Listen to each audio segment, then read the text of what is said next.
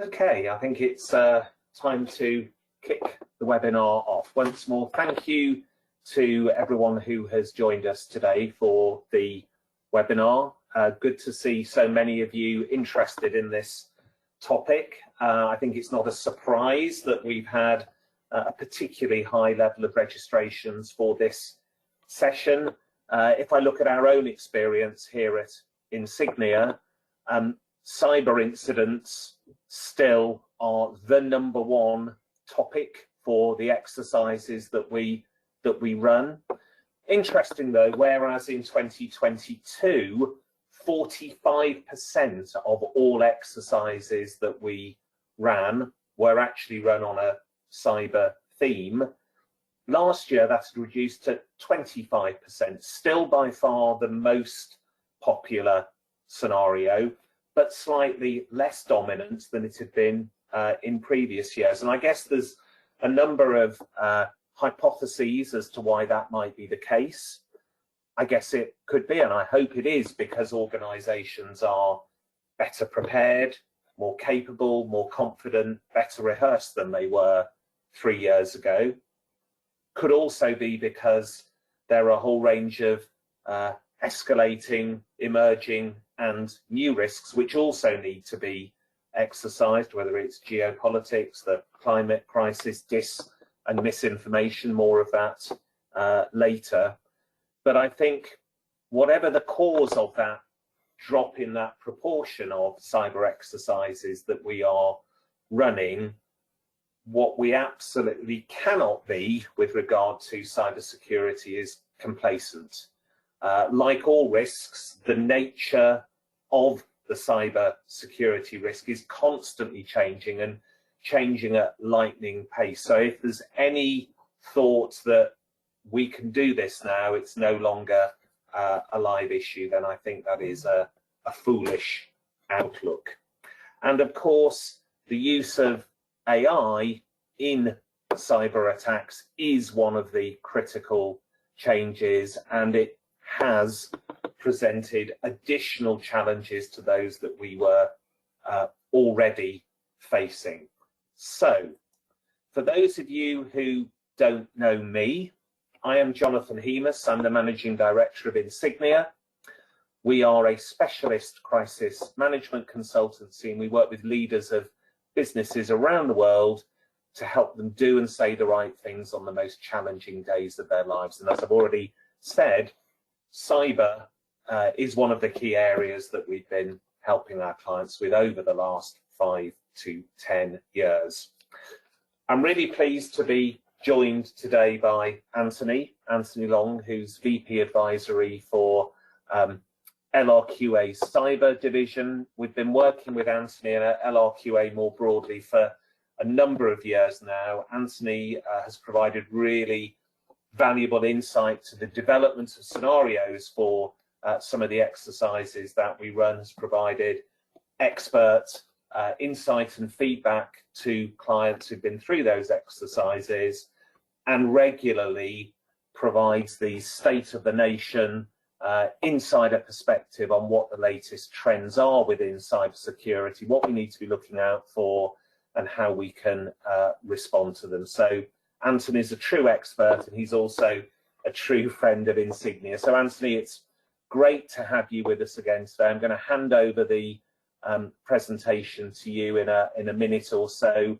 For the audience, if you have questions, please can you post those via the question section within your control panel. We will take questions at the end of the presentation, so please do put those in as soon as you like, and we will cover them towards the end. So Anthony, the floor is yours. Thank you, Jonathan, and thank you for the kind words. No pressure. So yeah, hello, I am Anthony Long. I'm the VP of Advisory Consulting from the Cyber Division.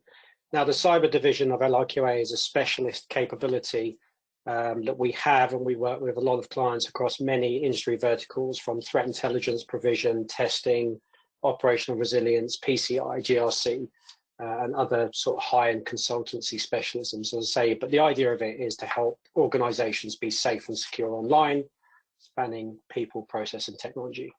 In terms of myself, so I come from an intelligence background which spans military, government, funny shaped buildings in government, public and private sectors. And obviously there's a lot of guilty knowledge in my head. And hopefully today I can sort of help to sort of disseminate information and obviously leave you with some sort of meaningful basis to go and do good things in terms of your security postures.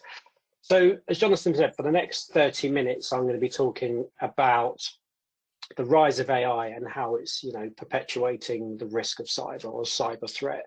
Now, 30 minutes is not a long time to cover such a complex and dynamic subject, but I will be covering key themes, and I am sorry, but I will be painting a picture of doom and gloom and confirming that the internet is still very bad.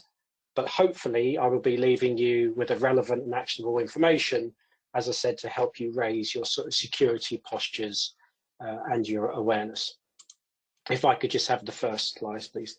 So I want to talk about the rise of AI, cantering through what it means and what it does, and we can step into things that you can hopefully go and do once after we have this sort of this presentation. But I want to start with acknowledging that AI is a double-edged sword. It enhances threat detection, but also empowers attackers by automating sophisticated attacks, creating novel challenges for defenders and obviously cybersecurity postures. On the offensive side, AI is enabling highly sophisticated cyber attacks, making phishing campaigns hyper-personalized, malware adaptable in real time, and vulnerability exploitation much, much faster. Attackers can use AI to craft convincing malware and identify vulnerabilities very, very quickly. On the defensive side, AI automates threat detection, improves anomaly detection, accuracy. It reduces human error and enhances instant response, making defensive actions and capabilities and sort of processes a lot more proactive. It can also detect anomalies in real time, so you can have automated responses and even predict future attacks. So as said, AI is a double-edged sword in the digital realm, and understanding this duality is crucial for strategic security planning. And obviously in the forthcoming slides, we're going to step into this. So if I could have the next slide, please, Jonathan. So I want to demystify AI and its development. For me, and hopefully you agree, AI is one of the most overused and probably misunderstood terms today. Marketing often portrays it as a near magical force that is changing everything. It's replacing jobs and potentially even plotting world domination. However, cutting through the hype, AI comes in different levels of capability, ranging from basic automation to the theoretical possibility of surpassing human intelligence.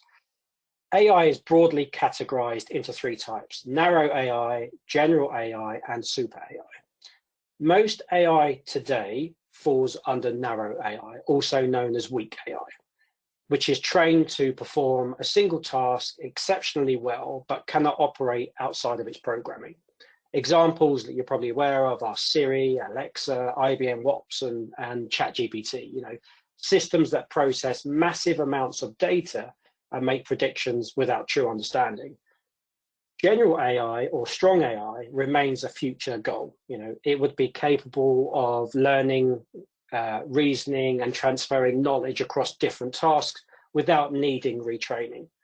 Unlike narrow AI, general AI could think and adapt like a human. So researchers are actively working towards this, but as yet it is still not to be achieved in its entirety. Beyond that, super AI remains purely theoretical. It would surpass human intelligence, possibly developing emotions, beliefs, and desires, ultimately leading to debates about whether it would work alongside humans or against us. So one of the things, like the Skynet scenario that we saw, it obviously in Terminator many years ago. But while today's AI is powerful, it is not magic. It is a primary pattern recognition and automation facility. Understanding the differences between these types of AI helps separate reality from hype and allows for a clearer perspective on where AI stands today and where it might be heading. So as I say, I just wanted to demystify that, and please remember this as I step through my further slides. Can I have the next slide, please, Jonathan?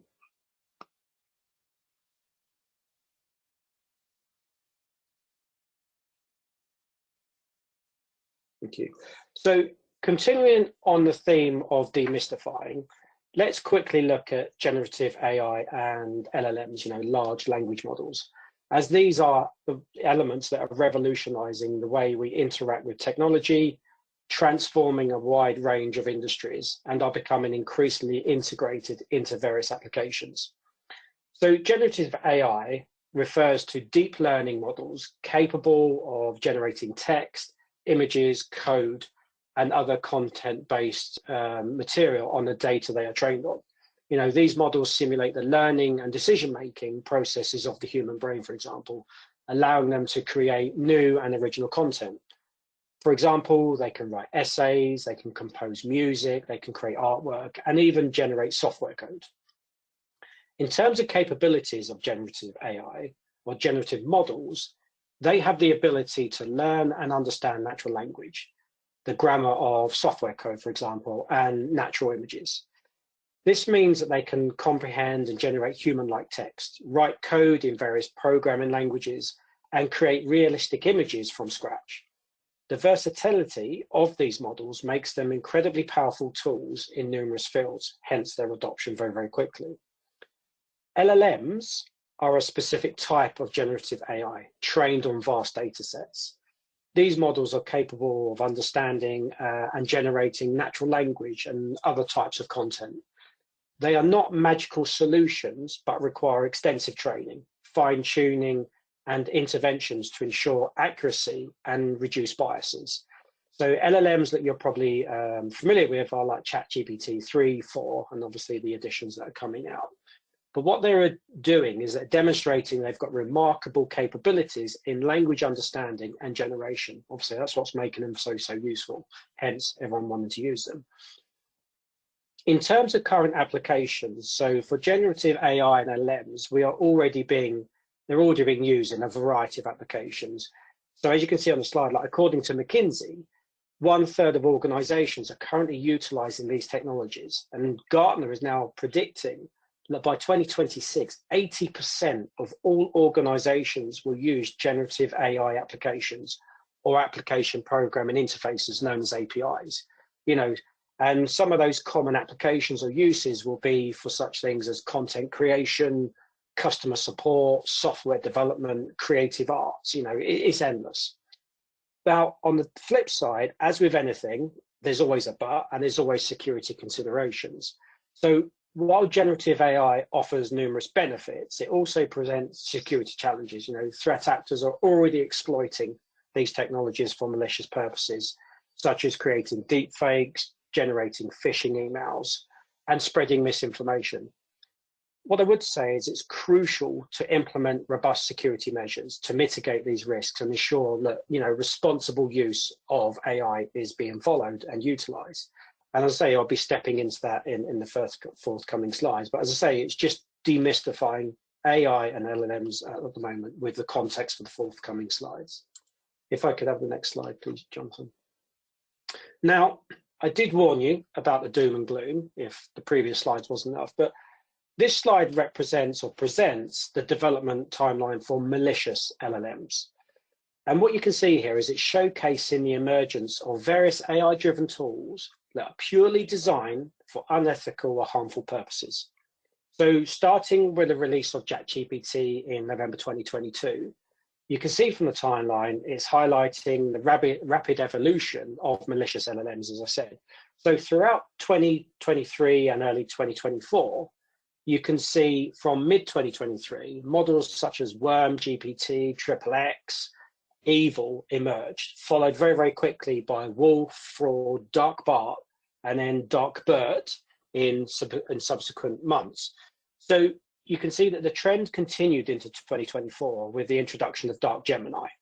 Dark Gemini was arguably a step change in the fact that it encompassed all the previous capabilities of other LLMs, but put them on steroids. And I will come into that in the next coming slides. But without doubt, all these models are designed to facilitate cybercrime, such as phishing, fraud, and other malicious activities. Now, the key concern one is they do not have any real safety features, i.e., they can be locally hosted, so they're not online. You can download them to your own endpoint, as in your laptop or computer. And in terms of the safety features, they can be used for malicious activity. What I mean for that is, for example, you could ask them and want them to tell you how to build a bomb. And it would tell you, even arguably provide you schematics and recipes on how to make explosives. Unlike ChatGPT, for example, that has safety controls. That will not allow you to do that. But at the same time, if you do ask it questions of that nature, it will flag it. So authorities sort of track the use of these. So what I'm trying to say with the malicious LLMs, they have the safety features removed. So that means you can purely use them for malicious intent. And what I'm saying here is the timeline is emphasizing the growing need for us to have enhanced cybersecurity measures. You know, we need that to mitigate the risk posed by AI-powered threats. And if I could have the next slide, please, Jonathan.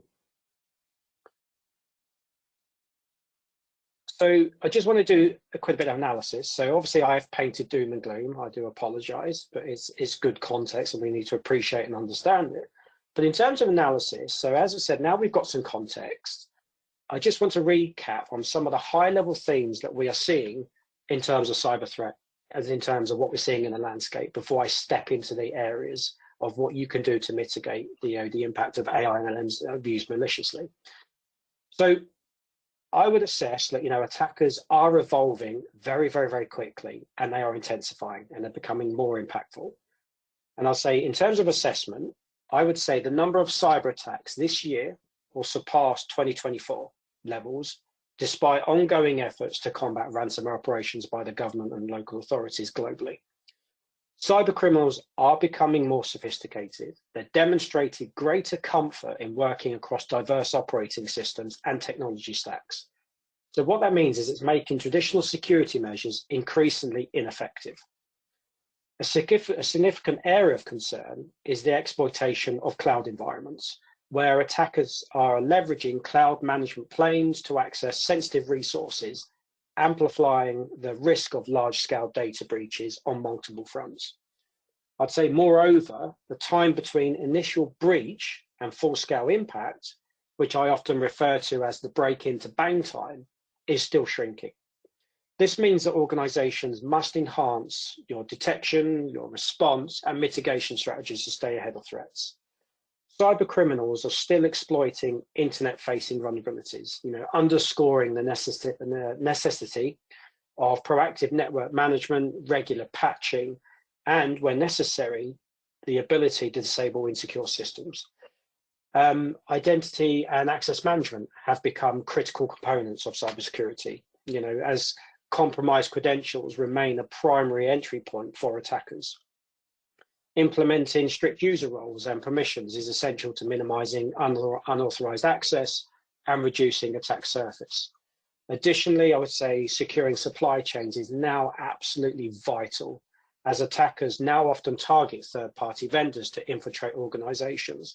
They see it as a compromise one, achieve many. So again, supply chain is the soft underbelly, and you're still going after that routinely. I would say, just as a summary, you must be conducting thorough security assessments of your supply chains to identify potential weaknesses, mitigate associated risks with those. In terms of resilience, both in technology and operational processes, that's another key crucial factor in withstanding cyber attacks, and I'll step into that in a few slides' time. So what you should be doing is your organization must be adopting a multi-layered security approach, ensuring that they can quickly recover from potential breaches without significant disruption. You must adopt a not matter of if, it's a when mentality or mindset. So ultimately, the key effective cybersecurity lies in continuous planning, proactive risk assessments, and training.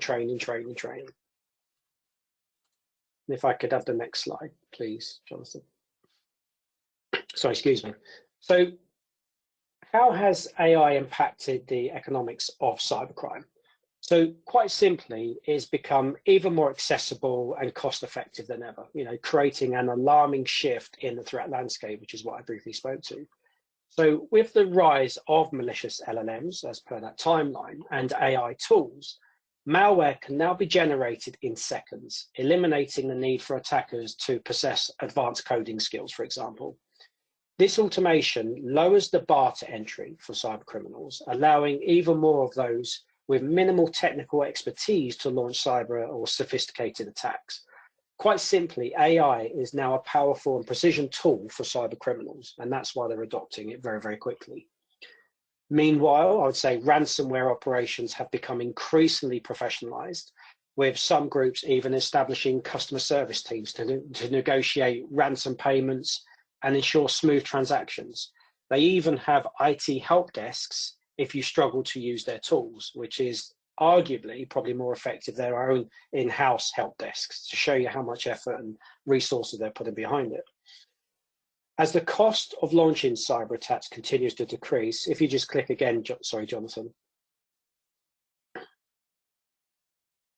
That's it, thank you. So I was going to say, as the cost of launching cyber attacks, or obviously, as I was saying, sorry, the cost of launching cyber attacks continues to decrease for attackers, the burden on organizations, or us, to defend against them is escalating.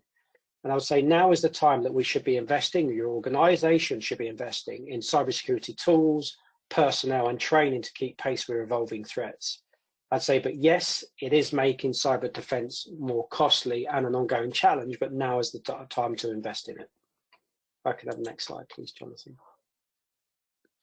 So in terms of what we're seeing today, obviously I painted the picture in terms of the analysis slide.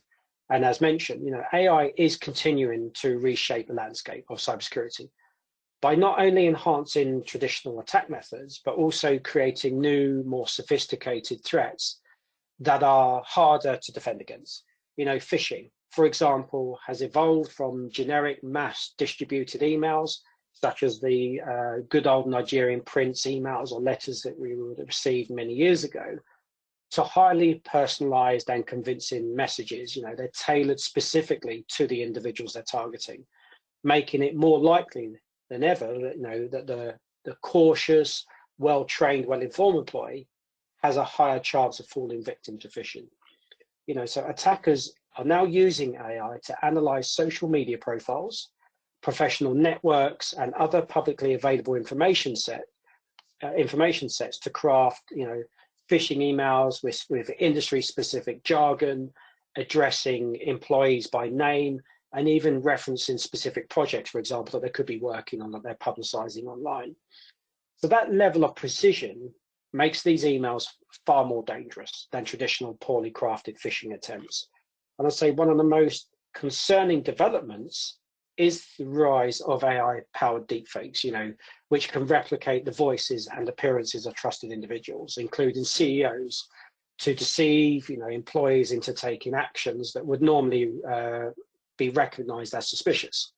So what I'm saying is a well-known case involved a UK company, which was tricked into wiring just under $250,000 after an attacker used an AI-cloned voice of the CEO. And that voice and video basically instructed their finance team to transfer funds, which unfortunately the company did do. And obviously they fell victim to a deep fake. So, this tactic relies on the human tendency to trust familiar voices or faces, making it difficult for employees to detect the fraud, even if they are otherwise vigilant against suspicious requests. Another alarming evolution of AI is its ability to create what we call polymorphic malware. Now, this is malware that changes its code in real time to avoid detection by traditional antivirus solutions. And the key thing with this polymorphic malware is that once it's deployed, this AI-powered malware learns from the security responses it encounters, or the technologies that it comes up against. And what it means is it continuously evolves to stay one step ahead of that security software, even making it harder to detect and obviously remove from environments. And I say some types of malware are even able to rewrite their own code mid-attack, making them undetectable, as I said, by conventional methods.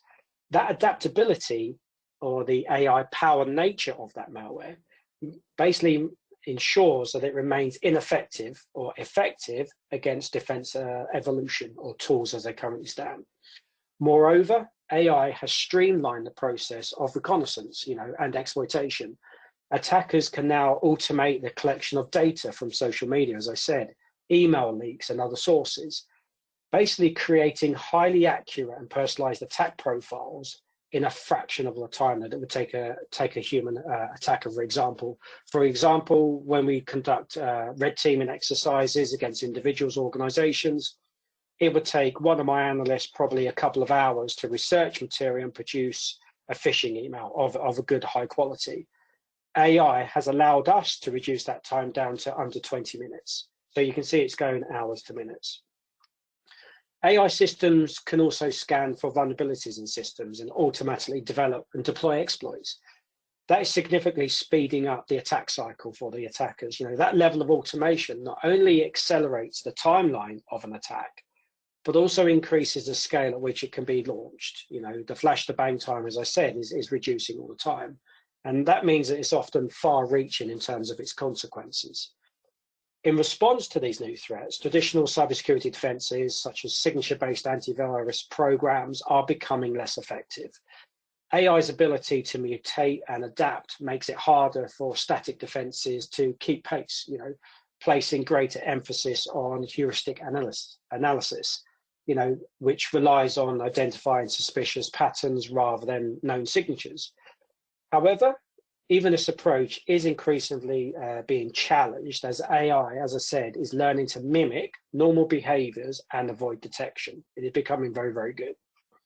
The result is a cybersecurity arms race, as we said, where defenders and attackers alike are constantly adapting to new developments. So as I say, I just wanted to explain what we are seeing today, just building on obviously the analysis which we showed in the previous slides. If I could have the next slide, please, Jonathan. Sure, and for everyone watching and listening, if you have questions, please do post them via the question box. So moving on to how we can deal with this threat. Brilliant.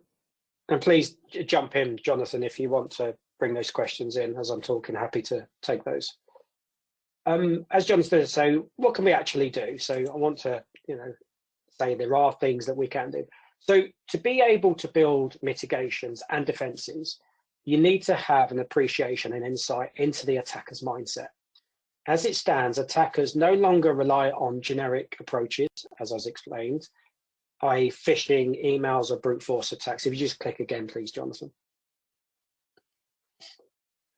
Instead, with AI, as you can see here, they are now better able to exploit human psychology using refined social engineering attacks that manipulate our cognitive biases.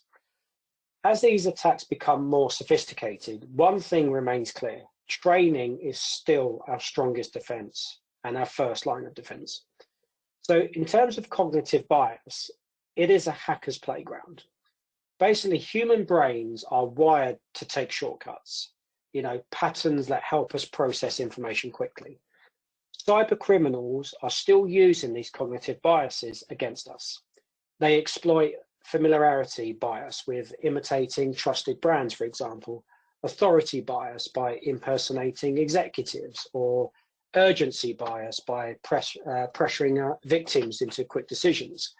So with AI, these tactics are now hyper-personalized, making them even more effective, as I was just previously explaining. In terms of spear phishing, spear phishing now is virtually always a precision attack, as AI is able to analyze massive amounts of data to craft highly convincing interactions. As I said, attackers can generate fake emails, deep fake voices, and even synthetic videos to trick individuals into revealing sensitive information in minutes. It's gone from hours into minutes. The days of poorly written phishing emails are gone, as I say. So it's messages are now legitimate, personalized, and emotionally compelling. And that's why, as I said, training is our first line of defense. Despite the advances by the threat actors using AI, one factor remains in our control. So it is, as I say, training and awareness. I just want to keep re-emphasizing that. Proper training helps employees recognize subtle signs of deception. You and your organizations, hopefully, must be undertaking training that creates the culture and confidence for people to not only learn, but to question unexpected requests, verify information independently, report suspicious activity. With the correct training and awareness, individuals can break the cycle of social engineering attacks. It's creating time for you and your organizations and the opportunity to take preventative actions and mitigate the threats or an attack as it has happened.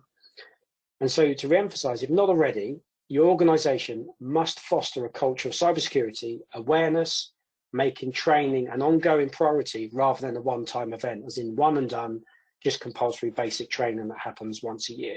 It's about identifying high-risk communities and having a regular cadence of training for your individuals or for you as an employee of that organization. So I'm stressing that AI-driven social engineering is one of the greatest threats in cybersecurity today. It's still social engineering as the main factor, but through awareness and proactive training, we can absolutely strengthen defenses and mitigate this threat quite massively. If I can have the next slide, please, Jonathan. So as said, proactive measures are now essential. You and your organizations must adapt your security strategies to stay ahead. Traditional security tools, which rely on signature-based detection, are falling short because they can only identify threats that have been previously encountered. We're only as good as the last of attack when using those tools. AI-generated malware, however, is often entirely new with each attack, as I was explaining. Now it adapts, it changes, rendering those signature-based systems ineffective. To combat this, defensives must shift from reactive to predictive security. And those predictive security measures must incorporate AI-based solutions. Unlike traditional reactive methods, these AI-based solutions rely on identifying known threats through signature-based detection, but also predict behaviors based on what they've seen before. And that predictive security will use AI to analyze vast amounts of data in real time, enabling it to detect patterns that may indicate potential threats before they can manifest, because it's looking at behaviors. It's not just a single indicator. It's looking at, okay, I'm seeing C, that must indicate A plus B equals C. That AI allows defensive technologies to do that, because it's able to take the learning ability from the ongoing activity and predict a future. So what AI can do in this case is identify emerging risks and respond proactively, significantly reducing the time it takes to prevent attacks, because it gives you that early warning. So as I said, AI-driven systems can predict and adapt to new attacks live time. So it's countering AI with AI. And what I'm trying to say here, the key takeaway here is that the proactive approach leverages behavioral detection, which focuses on identifying suspicious activities rather than relying on sort of predefined signatures. And what that's doing is giving the ability to analyze network behavior, user activities, and other complex data sets to create a predictive security data set that can automatically flag suspicious actions. But what it does in turn is give your defensive teams and individuals a bolstering, a massive uplift, because it enhances their decision-making capability and time. So in turn, that's offering a more robust defense against the ever-evolving AI-driven threat. So basically, AI counters AI in terms of defensive technologies. If I can have the next slide, please, Jonathan. This might seem very left field, but a key area often overlooked when talking about cybersecurity is data governance. And for me, this couldn't be more pertinent, as AI algorithms are only as powerful as the data they rely on. Data integrity and privacy must be prioritized. Securing and managing data effectively is no longer optional. It's an absolute necessity. So firstly, it starts with data discovery, or know what you have. The first step in securing data is knowing where it resides. Data is often scattered across networks, cloud storage, and endpoints, making it difficult to track. Your organizations must be using effective data discovery processes and/or tools to locate sensitive data, assess potential risks, and implement security measures. If you don't know what data you have, you can't protect it. Secondly, it's about data for classification, i.e. organize and prioritize. Not all data is created equal. Some information like customer details or financial records and intellectual property require stricter protection. If you just click again, please, Jonathan. So, there you go. Fine, thank you. So as I said, so you can see the second one is data classification. You know, it's about helping categorize information based on sensitivity and importance by labeling data appropriately. With that, you can apply security controls that are commensurate, you know, that match the level of the risk, ensuring critical information remains protected. Thirdly, it's about access controls, you know, restricting and protecting. Unauthorized access is one of the leading causes of data breaches. Implementing robust access controls ensures that only authorized individuals can access specific data. Role-based access or multi-factor authentication and least privilege principles should be considered, if not already, as they help prevent data leaks and insider threats. And I would say, remember that limiting access reduces the attack surface and strengthens your overall security significantly. And then finally, it's about monitoring, you know, detect and respond. Security doesn't stop at implementation. It requires continuous monitoring, you know, real-time tracking of data, access to usage helps identify anomalies and potential threats before they escalate. AI-driven monitoring tools can detect unusual behavior, you know, flag unauthorized access attempts, and trigger alerts to prevent breaches. A proactive approach to monitoring ensures that security teams, as I said, stay ahead of the cyber threats, giving them more capability to think and obviously respond to those threats as they're alerted. So the main takeaway here in conclusion is that in an AI-driven world, data security is not just an IT concern, it's a business priority. And by discovering, classifying, controlling, you can build a resilient security framework, secure your data, and obviously take that to the next level. And what you can see here, if you just thank you, Jonathan. While the fundamentals of security have remained largely unchanged, such as safeguarding against social engineering, as I've been speaking to, you know, removing weak credentials and known vulnerabilities, obviously through patching, AI is lowering the bar to entry for attackers, allowing even more low-level attackers to launch sophisticated attacks with greater efficiency. That shift in the attacker landscape necessitates a fundamental change in how we approach cybersecurity. So we can no longer afford to rely solely on. Oh, it's all advancing. Jonathan, sorry, that's fine. Clicked. I'm going to try and move this back. That's absolutely fine. So what I was trying to say is, if I don't know if you can go back probably to the last slide, Jonathan, so people can see that. If you click forward again, sorry. My apologies. That's fine. Is that we can no longer afford to rely solely on reactive security measures. Instead, we should be prioritizing a proactive approach. You know, it's understanding your business, your network, and your third-party dependencies, and that's essential for success. So, planning for compromise rather than waiting for an incident to occur. You know, it's about training, it's awareness, it's about building that muscle memory. And finally, what you can see in the slide here is that please also remember there are government services, resources, such as what you can see here under the yellow font, is the NCC Early Warning Service. And this is free. You can sign up to this, and it will obviously keep a track of your technology stacks and some of the other operations that you do. And basically what it will serve as an early warning activity or mailbox. So if they see significant attacks that are happening that's relevant to your technology stacks, they can alert you. But also, should they come and knock on your door or tap you on the shoulder, please do take it seriously. The information from them will not be highly specific. I warn you of that now, but take it as a heads up that something malicious is ongoing. So what I'm trying to say is take it seriously and invoke your plans, and obviously your tested plans that you've developed through muscle memory, working with organizations like Insignia as well to develop that muscle memory and ensure that your plans remain fit for purpose. That's me, thank you. I realise I have cantered through that various fast rate of notches, very conscious of time, but happy to take any questions. Thank you, Anthony, and apologies for the user error. That's absolutely fine. Moving this on too fast. It wasn't a hint. We do have some questions. So first of all, Kevin, good to see you here, Kevin. Kevin's one of our clients based in Montreal. Really interesting question. Kevin says, are we at the point where we need to fight fire with fire? Have corporations hired young guns to counteract and quash the hackers?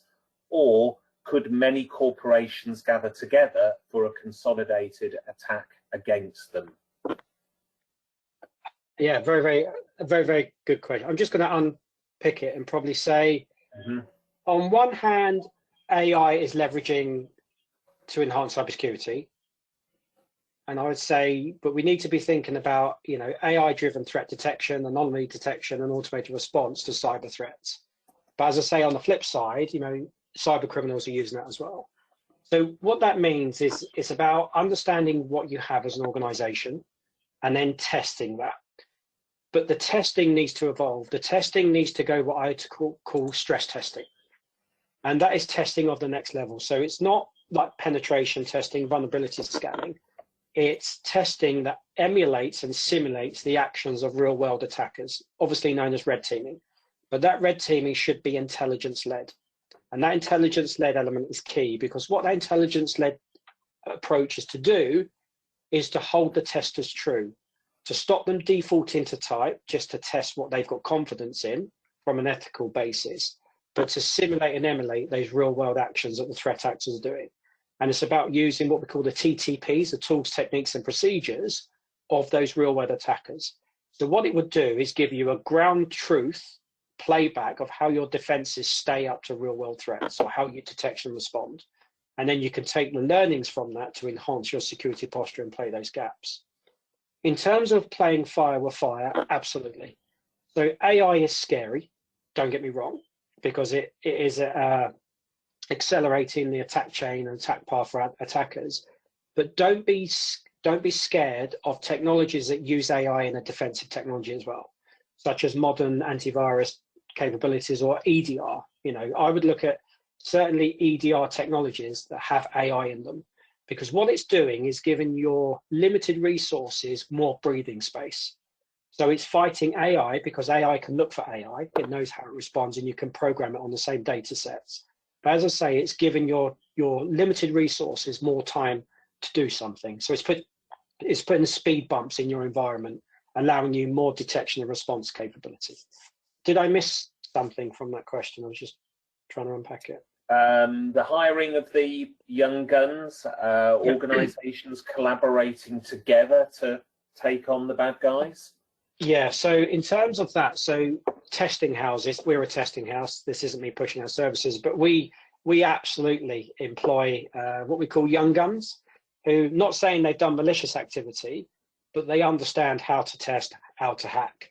What's more important with that is they understand the mindset of attackers, because they learn, they strip back and they unpair these attacks. So they see what the real world criminals or attackers are doing. They then build testing houses or testing capability to throw or emulate or simulate those attacks. So yes, look at the young guns for hire. It is an arms race, as I said. And in terms of we should be knuckling down and sharing information, absolutely. The only way we're going to be better is if we move together as a herd. That involves information sharing. And if I'm brutally honest, I think organizations need to get over the hurdle of sharing information. It's not about airing dirty laundry. It's about sharing pain. And if we understand the pain that we're all going through, and we have an early warning, we can build better countermeasures. So sharing information, moving as a herd, is the only way we're going to fight this. Thank you, Anthony. Next question is from Andrew. He says, some of what you're suggesting for effective data discovery, predictive AI solutions, real-time monitoring, and being able to respond effectively, training aside, etc., sounds as if it may be beyond the current capabilities of in-house teams to adopt and adapt. Is that your experience? What kind of costs are we talking about to transition from current practices? Yeah, again, a very, very good question. So don't get me wrong, it is expensive to do this at a certain level. But the key thing here is first is understanding your organization, understanding what do you have across people, process, and technology, and understanding your crown jewels. And what I would say is about tiering those. What is critical for you as an organization to keep the lights on? That's the first part. So the data discovery doesn't have to be a fancy tool or expensive consultants. It can be, what do you have that's critical to you? So yes, you might not have the capability in-house and you might have to call externals or experts to come in, but obviously there's different tiering of services. And what I would say here is about having a smart conversation with those consultant houses, because some, I'm not knocking other consultancies, they would try and sell you the Rolls-Royce solution, but the Rolls-Royce solution is not always appropriate. You know, it might be overkill. So it's about having that conversation with that consultancy, and it stems from knowing what you have in the first place and you being able to articulate what's critical for you to keep your operational lights on. That should be stage one. In terms of tools that you can use, there are many publicly sourced tools or standards that you can use. And I would encourage organizations to look at these standards, such as ISO 27001, NIST framework, Cyber Essentials. They give a lot of guidance and expert material that provides insights to how you build the foundational blocks of cybersecurity or data governance or things of that nature. So again, it's free collateral, free information that you can use. And I would say a good consultancy house would offer you some level of free consultancy. So they will sit down with you, they will give you a certain amount of time to help you on that journey. If not, I would shop around, is what I would say. But as I say, yes, it is expensive. In terms of costs, it all depends on the size and complexity of your organization and what you're actually trying to achieve. But I say an inside trick I would do is work out a budget for yourself and actually start with that. Obviously, when you speak to the consultancy house, you're going informed what you want. And obviously, you've got context of what you're trying to secure, trying to achieve. But also from day one, explain your budget. To say, look, this is my budget, this is what I want to do, because it stops all the silly quotes coming back and all the other effort. So to say that way, the consultancy will be able to work with you to say, yes, you're wanting a Rolls-Royce solution, but that's overkill. However, X, Y, Z is more appropriate and it's more achievable and realistic to maintain or achieve the security posture that you're looking for. Hopefully that answers the question, gives a bit of insight. Thanks, Anthony. One more before I share a couple of future opportunities with the people on this call is from Siobhan, and it's the vexed question of pay or not pay, talking about ransomware here. Yeah. Siobhan's asking, what's your guidance on when to pay, when not to pay? Are there particular criteria that organizations should be applying? Yeah, it's $1 million question. So literally. First, let me start. Yeah, literally, yeah.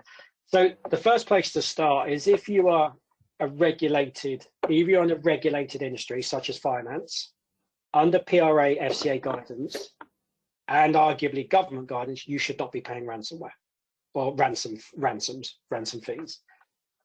The government, as in NCSC, GCHQ, is trying to push that narrative now to say they want to try and push that you don't pay ransom, because if you're paying ransoms, it's perpetuating the problem. That's the first sort of scene setter. Now, whether you pay or not pay should be an exercise and a conversation that you should be having with your boards. I believe, and I would advise, you should be having that conversation to say, what capability do we have to mitigate a threat? Are we concerned? And if we do experience, God forbid, a ransomware event or an attack, would we pay or would we not pay? And I would say you need to get legal advice on that, on how you'd facilitate that payment, and whether you have expert or external guidance or facilitation through like insurance cover, for example, that would negotiate with a ransomware agent and obviously pay that ransomware on your behalf. But as I say, it's a decision or conversation that needs to happen internally first. Now, there are pros and pluses with paying a ransom. Firstly, it could make the problem go away. Yes, you might get operationally back online, but on the downside is that ransomware agent or actor still has your data. Now, be under no illusion. And gone are the days where it's just ransomware. They encrypt or lock your environments. We're at the phase of what we call triple extortion element now. So what it means, in the early days, extortion used to be lock you, and if you wanted your data back, you had to pay to get the encryption key back. We went to double extortion, which was they would steal the data first, then encrypt you. We're now at triple extortion. So building on double extortion, they take your data, they lock you, and they also explore your supply chains, where you've got trusted connections, whether you've got any supply chain data. They then use that to access your supply chain and potentially ransomware them as well. So we're at triple extortion. And the idea of that is to pull levers to try and force you to pay a ransom. That's where we're at in today's environment. Now, yes, as I said, you could pay and the problems go away, but they still got your data. If you don't pay, the problems could be worse, but I would say long term, you would be in a better position. And the reason I say that is if you look at the way ransomware agents work at the moment, for every organization that they compromise, they have their web spaces on dark and deep web, and they publicize organizations or entities that they have compromised, and they list you. Now, the only way you disappear from those is typically when you pay a ransom. So people monitor this, agencies monitor this, insurance companies monitor it, you know, government and regulators monitor it as well. So what I'm trying to say is you're damned if you do, damned if you don't. It's what I'm trying to say. It stems back to a decision at your board level and organization level, whether you'd pay or not pay, but you need to understand the pros and cons of each. Now, the final part on that I would say is if you are a victim, please consider cyber insurance ahead of time, because they do have facilities that will help you when this happens, and they can provide you with specialists and boots on the ground, instant response capability, and even ransomware negotiators. And what that ransomware negotiator will do is negotiate on your behalf with that threat actor. And what it's doing is buying you time to do something. Now, it's not saying you're going to pay or not pay, but it will buy you time. The other key factor to that is to try and get proof of life of the data they've taken. So prove it's an actual real event. So you can then take more mitigating and better action. The other key legal element is if they can understand who potentially the threat actor is, they can understand if there's any sanctions or legal restrictions against that threat actor should you make the decision to pay them. Because if it's borne back to Russia, for example, there's used NATO sanctions, you can't pay them. So it removes the facility. So it all stems back to having time and making a decision early on whether you're going to pay or not pay, but then understand, can you legally pay? And if you can, by what vehicle? That's what cyber insurance and other specialists out there can help you with. But as I say, these are conversations and exercises and journeys that you need to be doing now before it hits the fan. So obviously the insignia exercises or a crisis exercise that we do jointly will take you through that experience, that journey, and help you sort of preload and answer those questions ahead of time should you not need them in the face of danger. Thank you, Anthony. As always, insightful, scary, and helpful in equal measure. Really appreciate your deep insight into what's going on in the front line, and I hope that's provided everyone with not just food for thought, but also some actionable learnings, because it is important that we do whatever we can to stay ahead of the bad guys. In the final 5 minutes of this session, I wanted to share some new thinking from Insignia, and I also wanted to invite you to 2 forthcoming events. So let me move on. I'll see if I can click through my own slides more effectively than I click through Anthony's. So I wanted to share this with you first of all.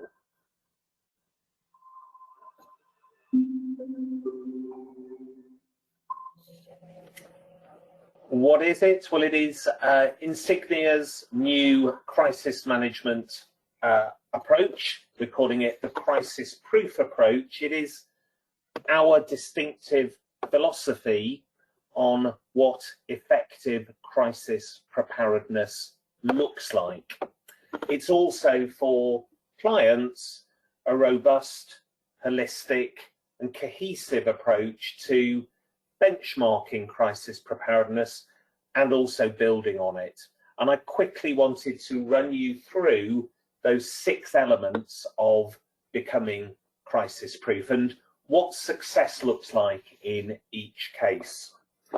For commitment, commitment means that crisis preparedness is an enduring priority.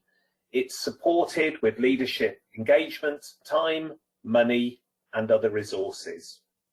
Culture. A crisis-proof culture is embedded within the organisation, enabling it to identify, prevent, and respond quickly and effectively to crisis. And those 2 elements really are the starting point of becoming crisis-proof and come from within the organisation. Foresight, what does that mean? Well, an organisation with true foresight understands its vulnerabilities and takes steps to prevent, reduce and mitigate the impact of key risks. Foundations, that means having effective crisis management plans, processes and resources in place to underpin an effective crisis response.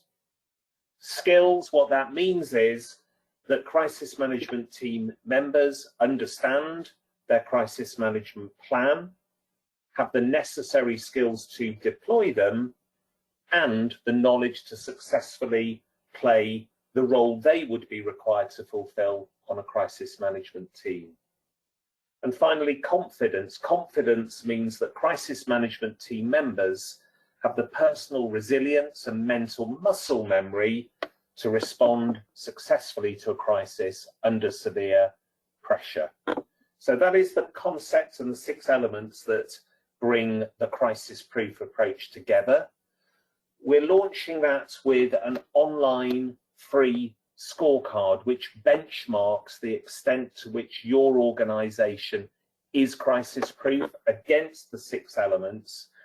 I'd really appreciate it if as many people as possible on this webinar could take the crisis-proof test for 2 reasons really.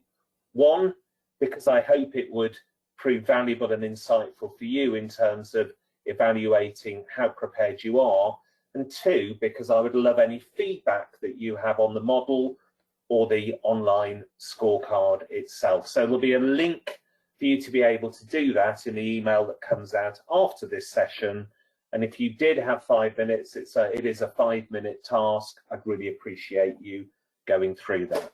Now, that's one thing I'm asking for you, 2 invitations to finish the webinar with. The first is that for those of you in the UK, if you are an in-house crisis management professional, you qualify for a free ticket to the Crisis Minds conference taking place on the 11th of March at the Crown Plaza in London.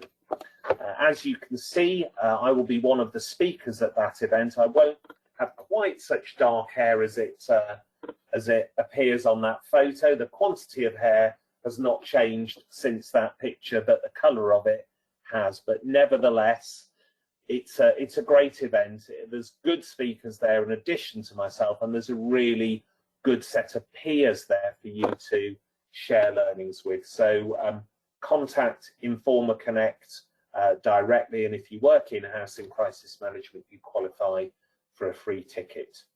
Moving on to Insignia's next event, and really we have touched on this with today's discussion. It's kind of the follow-on from what Anthony has been talking about. Our next webinar on the 18th of March will feature Marcus Beard.